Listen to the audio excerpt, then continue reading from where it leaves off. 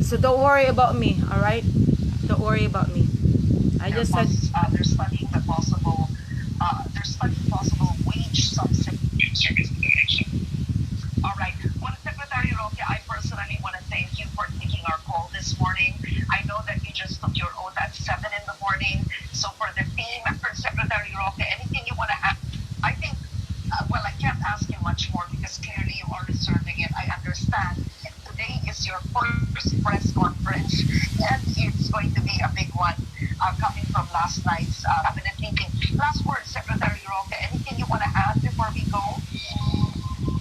Well, I decided to come back to this old role yan, because I spokesperson Harry Roque yan.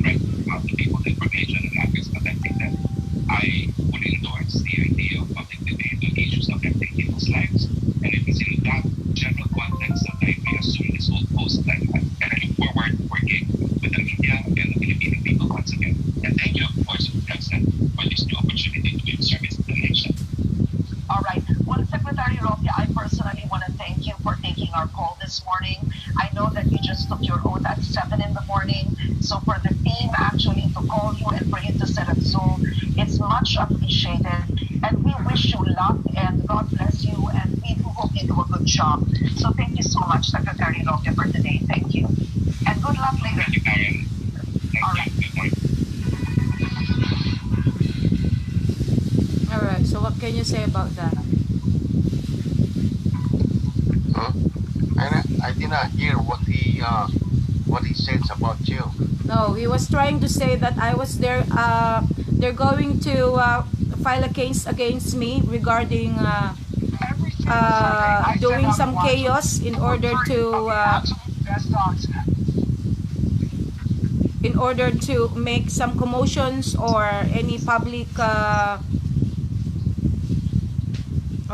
That's basically what they're trying to say. That I was trying to invite everybody in order to make war or whatever. But the reason why I did that before, because of the fact that my subject matter was about the proper distribution of goods and the proper distribution of the financial support. So I was referring to the financial support, you know. It's like the corruption, di ba?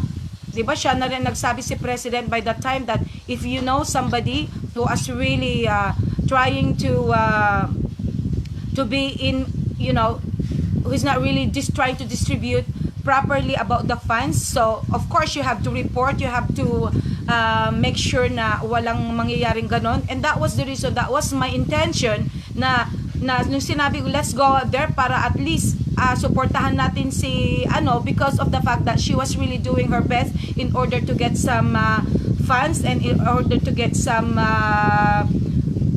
relief goods or any donation coming from private sectors and coming from other sources para at least matulungan ng gobyerno. Yun ang ibig sabihin, na ilaban natin, suportahan natin. I was referring to what she was doing, and in fact it was the government, it was actually the president who was giving her some credit of doing so. Yun ang ibig kong sabihin by the time when I said that let's go and support her, meaning let's go and support her at the hikain because of her leading, you know, of the way she was leading everyone, na instead sana na magdadada, okay, instead of giving some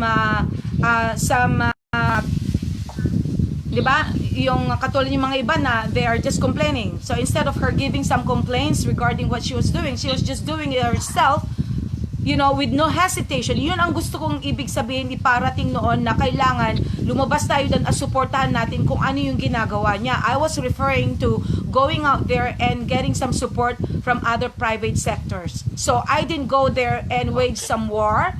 I didn't go out there and in order to convince everybody and or to make a commotion or in order to make some chaos, just like what what President spokesperson Harry Roque has been saying regarding kung ano daw yung pwede nilang ikaso sa akin. So as far as I know, I didn't create any chaos. I didn't create any rebellion. I didn't even incite anything that could actually force any other people in order to get out there and wage war against the government. That's All right. exactly. So,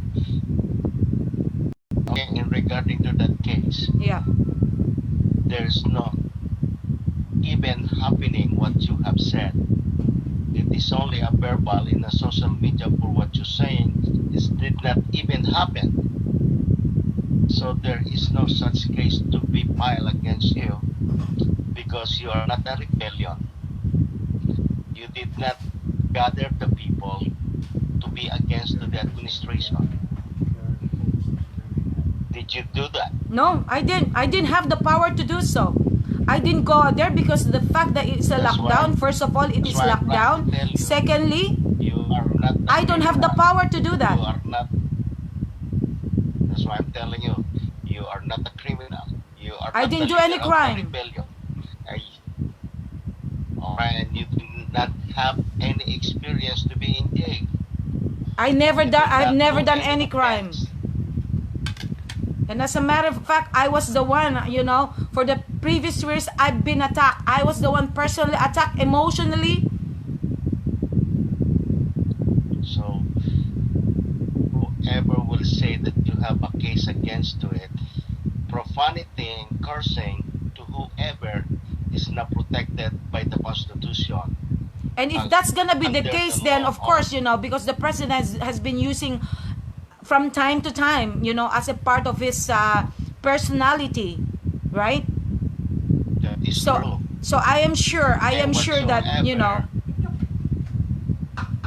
that, that is not the whatsoever case that they are that giving me in. They're putting me a case It into is a very sedition, weak- which is I know I've never done any seditious things. It's very weak case. There's no such case. You are not a rebellion.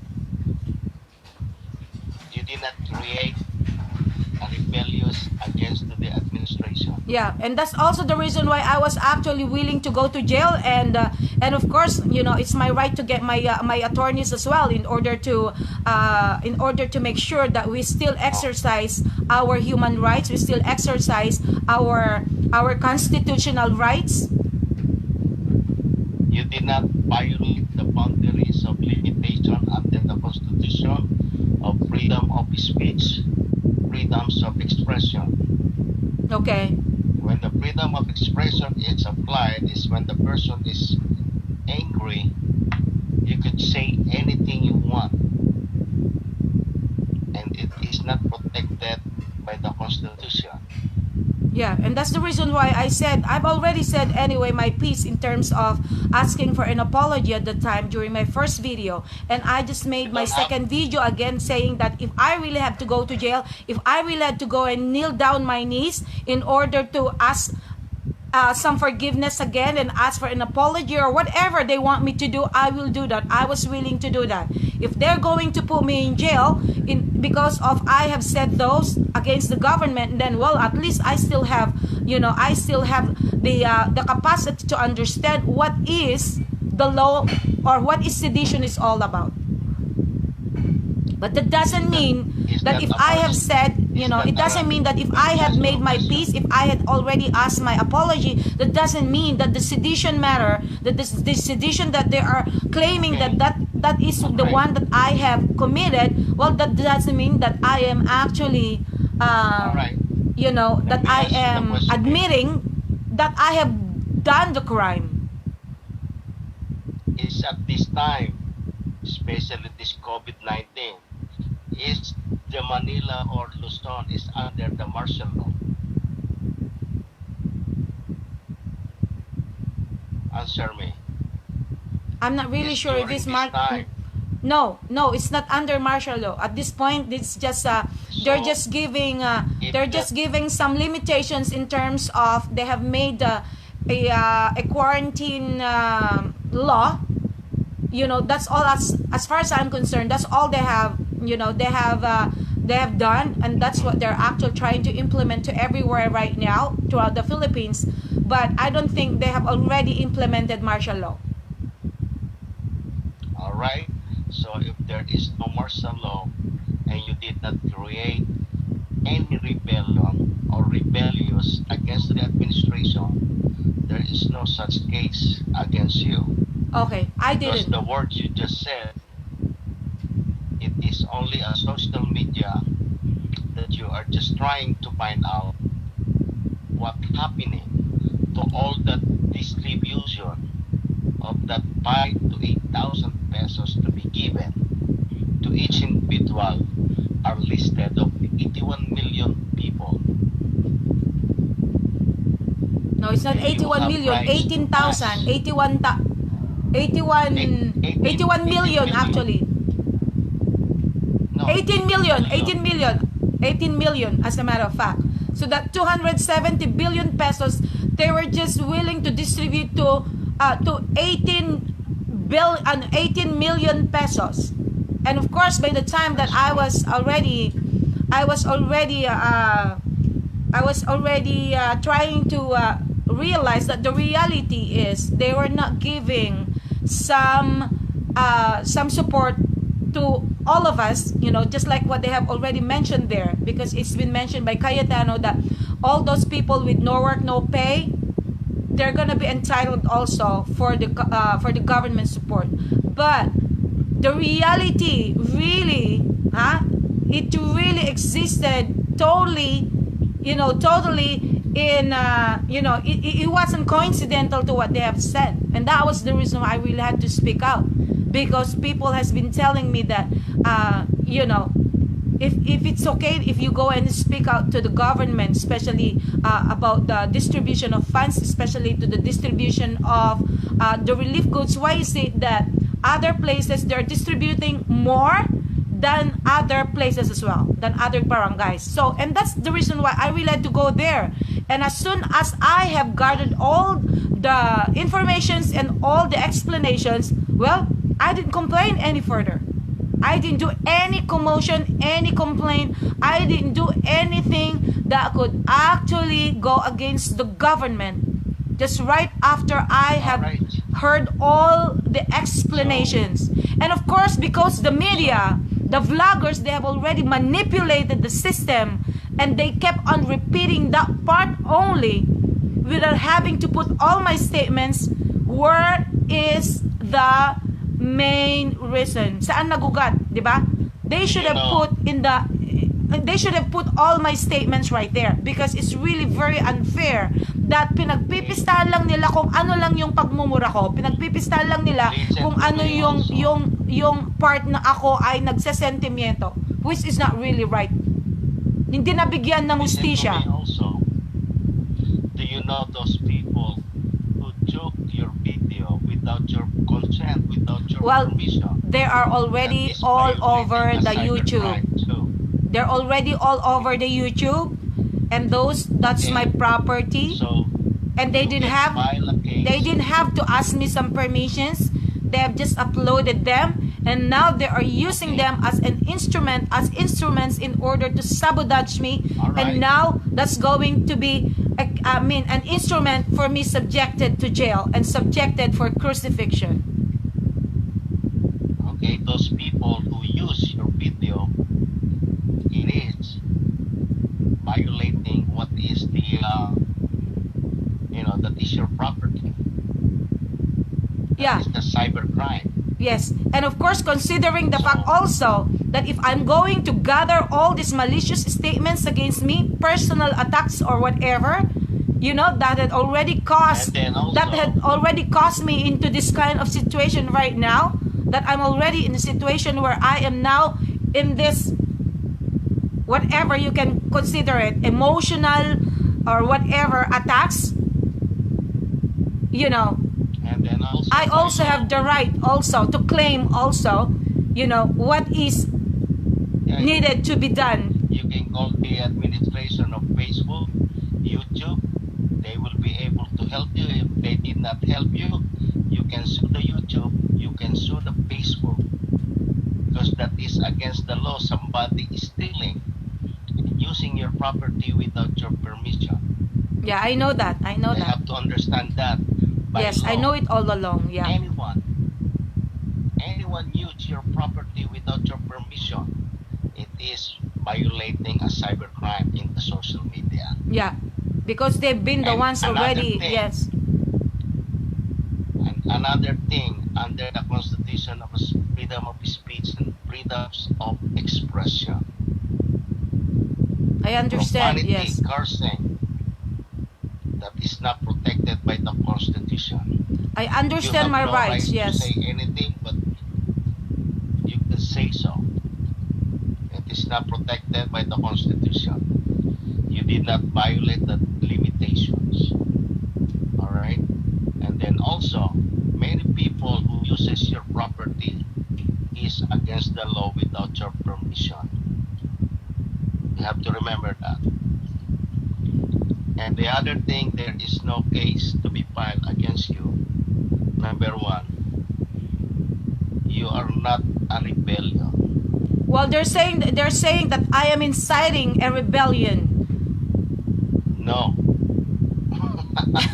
Well, I mean, for me, rebellion. for example, is it inciting for a rebellion? Well, in fact, that it's my right in order to for example, to express my sentiments because of the fact that every action, for example, especially those distribution of the relief goods, because all I was really claiming was how come up to now it's been 1 month already and there's no relief goods going to the rest of the people. See, I was just making the sentiments, and that's the reason why I was really very, very emotional in terms of expressing it. So stop. Do they have a proven that you are connected with the rebellion group? No, I'm not even connected to Lenny Robredo. I'm not even connected to any other part of the opposition. No, I'm not connected. They cannot even prove anything that they said that, they've been accusing me also that somebody right there on the part of Lenny Robredo or on the part of the Dalawan, they've been saying that I have been paid. See, that itself is already against me. That itself is already something that they were trying to sabotage me. And they cannot even prove anything. And I've even bet them. I said, I'm encouraging anybody who can prove, who can give any proof that they have paid me. If they can prove that, so you can file a case against them. Oh, definitely. I can always search everyone who've been accusing me that I was getting paid by the opposite. And they don't even have any single evidence that I am even connected to Robredo. I am connected to anybody who's actually connected to that party. Because for me, I've been always supporting the president ever since. Eto lang yung pagkataon na in-express ko yung aking sentiments, and now they're accusing me of being connected to other parties. Let me ask you the question. Are you connected with any rebellion group? No. Like New People's Army? No. I've always been supporting the president. I can prove it through my YouTube channel right there. I got lots of video clips right there that I have been supporting all the programs of the president. Nothing else. I've never been supporting any other group. No. So there is no case to file against you. Thank you. And remember, they have to investigate who you are. Exactly. Do you have a crime previously? Nothing. Did you have any contempt against you by the government before? No, nothing. All right. And you are not a rebel. I am not. I've never been a rebel in my life. I've been, but at least I can give them some. I can gather all. They can actually go back to my YouTube channel. They can gather all the evidences that I have been supporting the president ever since and until now. Even my current or even my latest, I was trying to even protect him against that person who's been trying to say a lot of bad things against the president. That person from the OFW from Taiwan. Right there, that's an evidence na kahit nagmura ako lately, but I'm still doing my right in order to protect the president. If they're going to put me to jail by protecting him, and just by doing, kung ano man yung nangyari dahil talagang minanipulate ng media, minanipulate ng vloggers para idiin ngayon ang president o para idiin kung sino-sino yung mga sumusuporta sa president, especially of course the spokesperson Harry Roque. Yes, especially him, kung sino nag-udyok sa kanya na bigyan ako na I am willing to face the consequences, I am willing to be put to jail, I am willing to kneel down to the president dahil nakapagsalita ako ng pagmumura sa kanya, I am willing to do that. But if there is a case against me that I really have to go to court in order to face it, I am willing. Kaya ipaghanda mo na kung sino mga kakilala mong mga lawyers dyan na willing to support, and of course in order to handle my case. It is a better way. Okay? But in case that they are going to give a case against me, please ihanda mo na kung sino yung mga lawyers dyan na willing to stand, because meron pa rin tayo naman na constitutional mga laws, di ba? So kailangan pa rin yun ang masunod kung talagang may exercise pa rin natin kung ano yung mga constitutional laws right there na na-establish sa ating constitution. Is that a constitutional law international by human rights? Well, ibabasa na lang nila later on kung ano yung nandito sa Philippine Constitution natin. 2012. You can look into that. Okay, please. Okay? So, trabaho na yan ng lawyers later on. Basta ako, I am willing to go and face kung ano yung nagiging action ko. I'm willing to face the consequences. I am willing to go to jail if that would be the case. But if there is a law na magsasabi talaga na ako talaga ay lumabag sa batas, ako ay, let the law, okay? Let the law handle it. And let my lawyer handle it. There is always a due process of the law. Okay, that's good.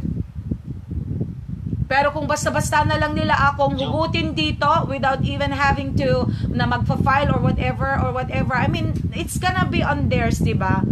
That's gonna be under kung ano yung gagawin talaga nila. Hindi ako magtatago, hindi ako magsasalita against them. Let them just do whatever they can, because I am really willing to face the consequences kung ano man yung naging action ko. No. And of course, may batas tayo. Before they can put you in jail, they have to summon you. They have to send you a subpoena. And what is stated in the subpoena? What is the case against you? That's the time you would have the lawyer to protect you under the human rights protection. There is always a due process no matter what, and there is no such case to be filed. Well, according to you. what's been forwarded to me as a message that they're pretending that it's coming from NBI, they had said that I just have to wait. The other day, I just had to wait the other day, and they're coming and get me right away without having to give me any summons, without having to give me any whatever, without having for them to, without having for them to follow what is due process of law. They're just gonna get me right away. They said, okay, humanda ka na lang dyan, huhugutin ka na lang anytime. No, they are not following the due process of the law. They will do that. There is always a due process of the law. Yeah, I If they understand. take you without the summons, without serving the summons, it is illegal by Okay. law. Okay. It is illegal to arrest you without any summons, without any search warrant, Okay. without any warrant. Warrant of arrest. Yeah. They will search you though. There's always a search warrant and warrant of arrest. Why I said search warrant? They have to search your place because whatever they said as sedition. Kailangan may mga sila. Kailangan meron silang mga kailangan meron silang mga proof talaga na I was citing a rebellion case right here. That's why Na I kailangan, kahit halugugin nila sa interong Pilipinas, interong mundo, interong internet, wala akong communication citing for a rebellion to anybody else. They have to do a search warrant, and after that they will send you the summons, and after that a warrant of arrest, and after that they will explain to you what is the case. But in your situation, I did not see anything what you have done against the administration. You did not put any numbers of people to be against to the government. Because sedition, it involves two or more people. I'm just alone by myself. But they're saying inciting a sedition, yun daw. Inciting and sedition. Oh. If you Na are nagpaplano daw ako, gathering parang the ganon. people, more than 1 to 10 people to be against the administration, and if they prove that, that is the case. But Okay. if they cannot prove that, there is no case. Okay. Well, they cannot prove it because they cannot find any proof that I have made any such thing that is against the government. Okay, and the due process also, before they can get you, they will research you to your barangay, Okay. who you are, Okay. what is the residency of you there in your barangay. Okay. Well, at least And they also can you're they can paying actually your tax. yeah, and at least they can actually prove that when I've been there to the barangay in order to question everything that are needed to be questioned in terms of the distribution of the relief goods and in terms of the distribution of the funds, well, at least they knew that I was really very, very respectful, and the fact that they have even asked me na sana ikaw na lang ang tutulong sa amin para mag-explain, and I have done it, and they have all my live videos in order to prove it. Okay, so what I see in the video, whatever you said, you're getting mad, and that is yourself. Okay. And everybody can be mad into the reason in everything, in any cases, in any matter can be, there is some anger to explore what you feel, and that is your right into the human rights law. Exactly.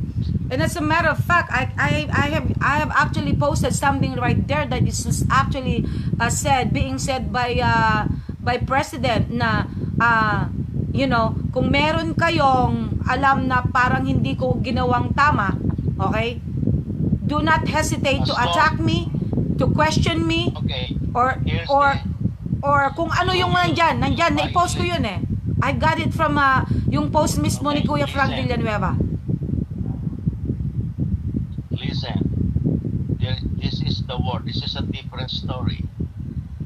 If you say to somebody, fuck you, I will kill you, that is the case. Did you say that? No. Alright?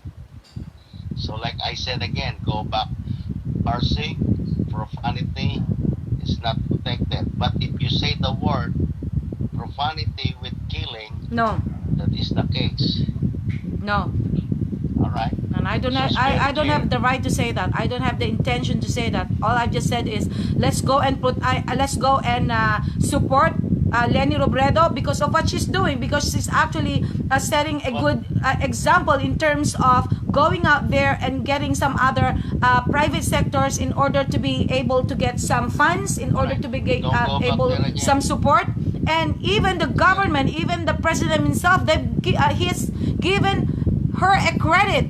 And by the time that somebody was asking and questioning that she should be there and be subjected for an explanation, and then mismo si presidente nga mismo ang nagsabi na parang siya pa nga ang nagmura o kaya nakapagsalita ng against that person na nagsabi na bakit, ano bang ginawa niya masama. So meaning to say, kung nagawa ko na binigyan ng support kung ano yung ginagawa ni Vice President Leni Robredo, bakit ngayon mismo si President mismo ang nagsabi na it's okay, kaya nga siya mismo yung nagmura o kaya siya mismo yung nagsabon doon sa tao na let me ask you something. Who is Leni Robredo in the country? She's the vice president. So he has right to perform in her duty to help the community. Exactly. And Is that due to right? her leadership at that time, trying to make some, resources, or trying to make some goods, or trying to make some more funds in order to go out there and to be able to Okay. help the Filipinos. And that was the reason why I said, tulungan natin siya. Oh, is that a crime? No. Okay, let me ask you. Leni Robredo is the second highest leader in the country. Is that right? Yes. And she have right to perform her duty as a vice president to help the country. Yes. Pero ngayon ang subject matter is me. Na sinabi ko daw na suportahan natin siya. Alright. Okay, so that's the subject matter. Me Okay. saying na suportahan natin siya. So I was referring to what she was doing, going out there, trying to get more sponsors, trying to get more donations, trying to get more help in order na mapakain itong mga nagugutom. Nothing else. Okay. And when I said Alright. na So, let's go and yung sinabi ko na yung paglaban sa corruption. Kasi ang subject matter napakasimple about nga doon sa funds, about sa relief goods, wala nang iba. This is not about trying to stop anybody from going to an election or trying to yun ang sedition. Alright, so here, let me ask you something. You are a concerned citizen of the country, Exactly. and you are trying to help the second highest leader to perform her duty into the right move. Yes, exactly. And there is no happening. Even you have said, is nothing have done. No, because I couldn't go out there. I couldn't go out there. Plus, I don't have any intention So there is no non-inciting sedition to be filed against you. Exactly. Thank you. That's very clear. Okay, thank you so much. Yun lang ang gusto ko talaga malaman nila para at least alam din nila na alam ko kung ano yung law. That doesn't mean when I was asking for iba yun eh. Iba yun yung bilang mamamayang na bilang itinuring kong ama, bilang ako yung anak. And that's the reason why sabi ko kahit ngayon din pupunta ako, luluhod ako, sasabihin ko sorry nakapagmura ako presidente. But in terms kung ano yung sedition na inaano nila sa akin, and I'm sure na meron naman akong karapatan, siguro naman na para ilaban ko rin kung ano yung karapatan ko na hindi ako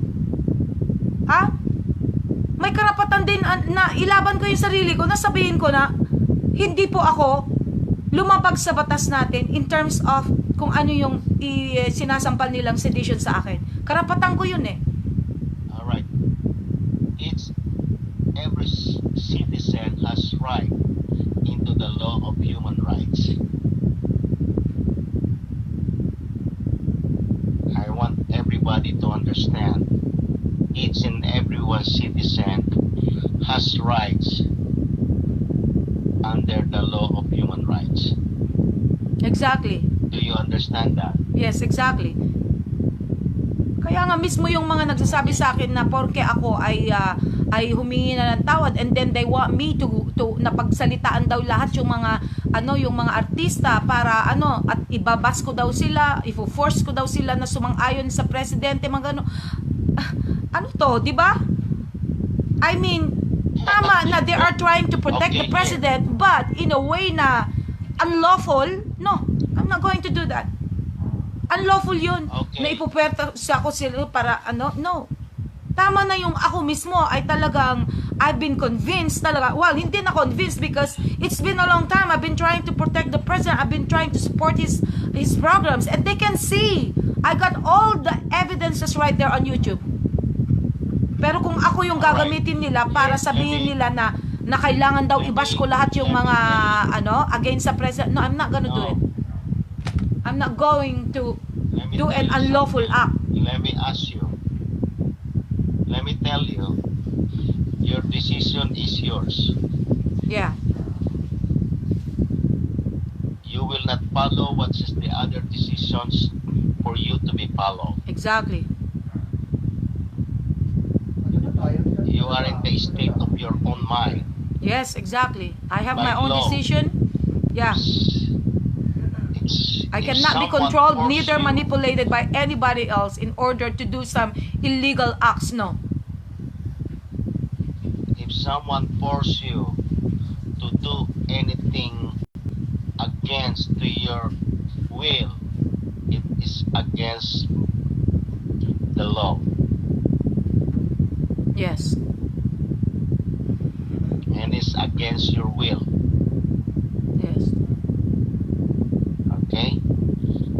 And besides, you are in your state of mind that you are clearly, that you are not against to the administration. Exactly.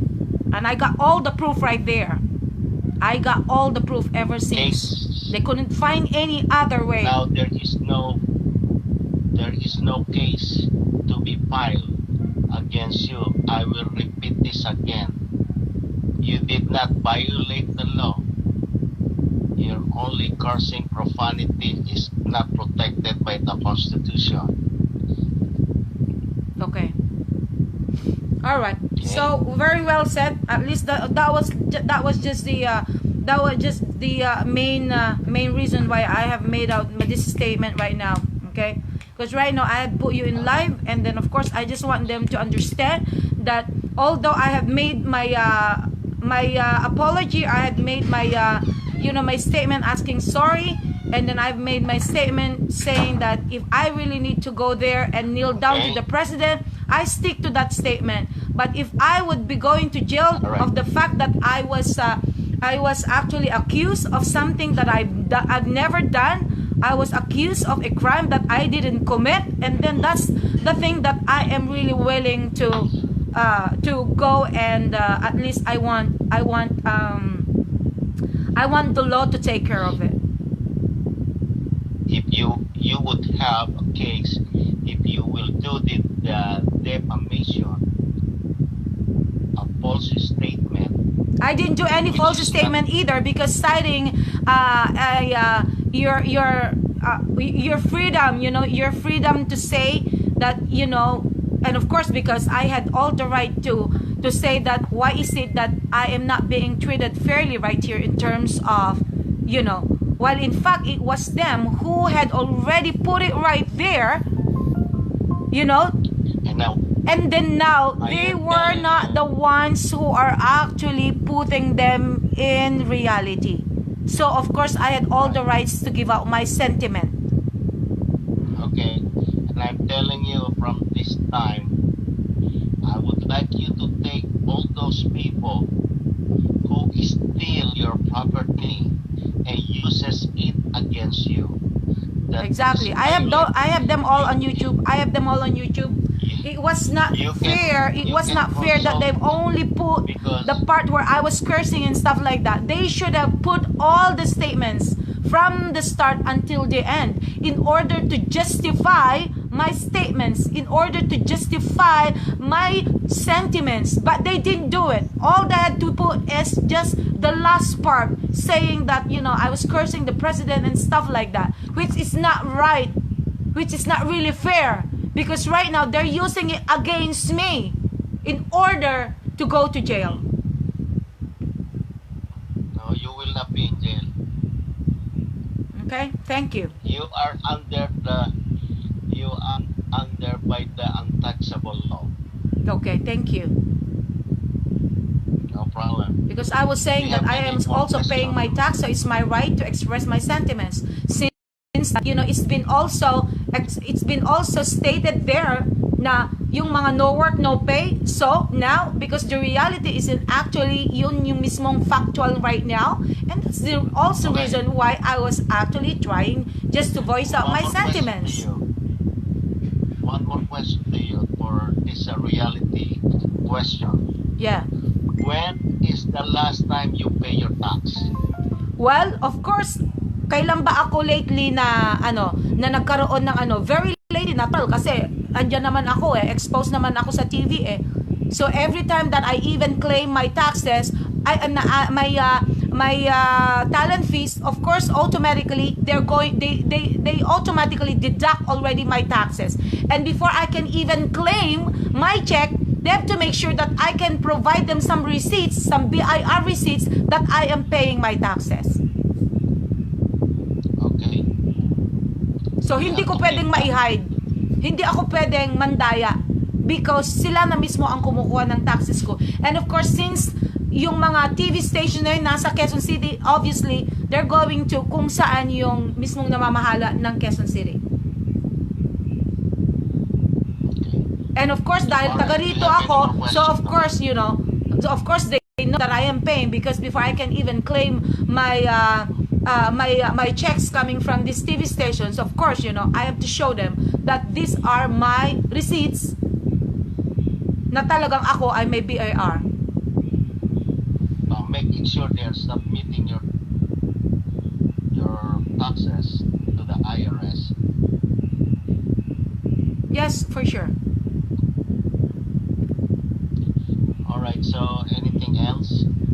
Well, at this point, yun lang po ang gusto kong talaga malaman nila na hindi nangangahulugan na yung pag-ask ko po ng apology, hindi nangangailangan na sinabi ko na I'm even willing to kneel down to President Duterte dahil since na itinuring ko na po siya bilang ama at ako po yung isang anak na talagang nagbigay lang naman po ng saloobin ko because alam ko na at that time I was really frustrated the fact na parang unfair yung treatment in terms of kung ano yung nabanggit ni Cayetano na lahat, pati yung no work, no pay, and then the reality is not actually existing, is not being implemented. So karapatan ko po yon na ako ay magkaroon po ng sentimiento, and the mere fact na nung sinabi ko talaga na ako ay sumasang-ayon kung ano yung ginagawa ni Leni Robredo, that was the fact that she was actually doing her best in order to gather some more private sectors in order to provide more relief goods or provide more financial support in terms of all those Filipinos na hindi po nabibigyan pa.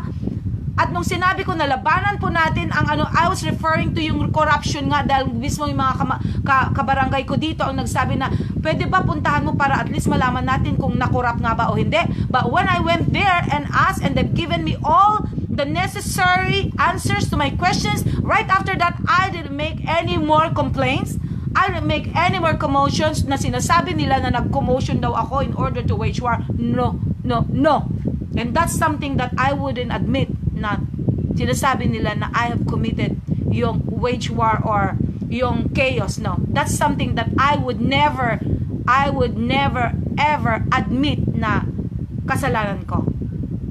Just like what the president spokesperson Harry Roque as stated na iyon mismo ang magiging grounds para sampahan po ako ng sedition. That's something I would never admit. Listen, I will repeat it again.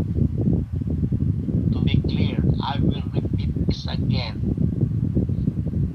Is that happened? You gathered 1 or 10 people to be against the government. Say yes or no. No. No case. Okay, thank you. Yun lang po. Thank you so much. Alright, so Alright. you have a very good evening. Thank you so much. No problem. Okay, so yun po yung aking friend. Walang iba kundi si oh, sorry.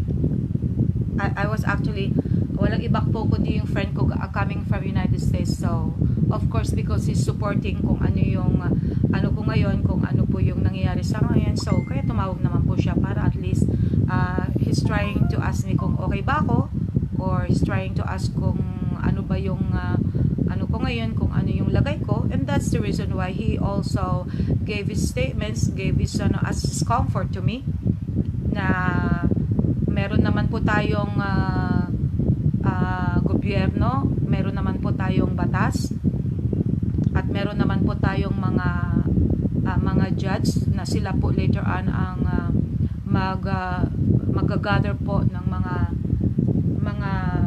kailangan pong i-gather para po mabigyan po ng hustisya kung ano po yung rights ko din bilang mamamayan.